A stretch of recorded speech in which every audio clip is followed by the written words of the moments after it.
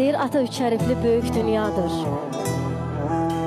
Özü olmasa da adı silinməz. Baxmayın müqəddəs insan anadır. Atasız bir uşaq yarana bilməz.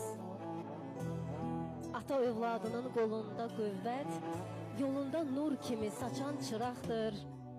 Bir ata nə qədər gücsüz olsa da övladın gözündə ən böyük dağdır. Ata müqəddəsdir, ata zirvədir. Övlad o zirvəyə ələnən qardır.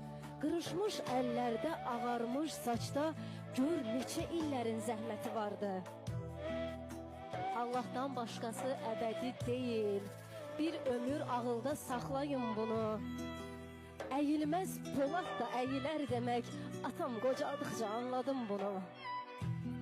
Dünyanın ən ağır xəstəsi olsa, yenə də övladın alır qadasın.